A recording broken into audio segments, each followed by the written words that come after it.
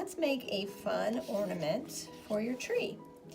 We're going to be using the Bleeding Artist tissue that I like so much. This is not like your regular tissue paper in that it has lots of pigment and paint.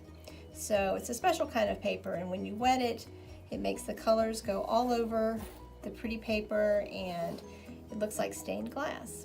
So we'll be using a watercolor paper. So I've cut out these fun shapes. I cut out a circle and I cut out a stocking, and then I used my hole punch to punch holes in the top, and then I have some string so when they're ready to go on the tree.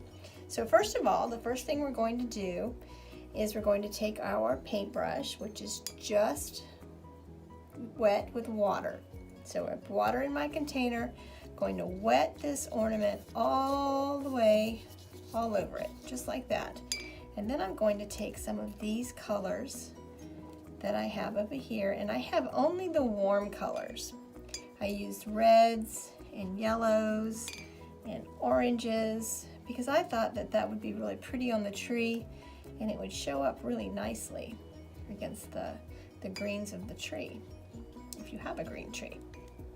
If you don't have a tree, these are fun to hang in your window to get some nice pretty color in the winter time. So you see what's happening here.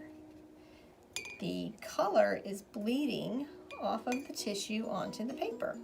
That's why it's called Bleeding Artist tissue. One of the other reasons that we're only using reds and yellows and warm colors is if we mixed some other colors in here, like blues and greens, we might get brown when it mixes together, and that's really not a color we want on this ornament.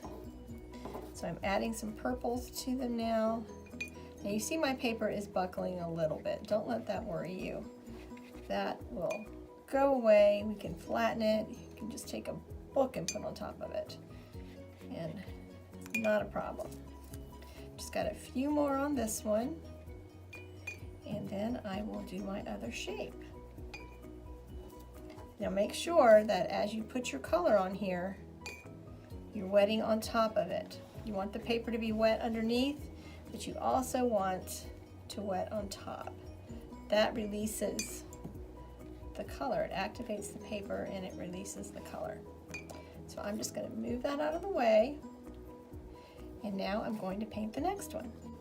So you can see here I have my stocking with the Bleeding Artist tissue covering it and the round shape. And you see I have some triangle shapes here that I cut out. You can cut your Bleeding Artist tissue any shape that you want. You can do, I like to just do small square type shapes, but you can use triangular shapes too. Just make sure that you overlap them, because that's where it looks really neat. You can see all the colors and the shapes that they make when they overlap, and it looks, like I said, like stained glass.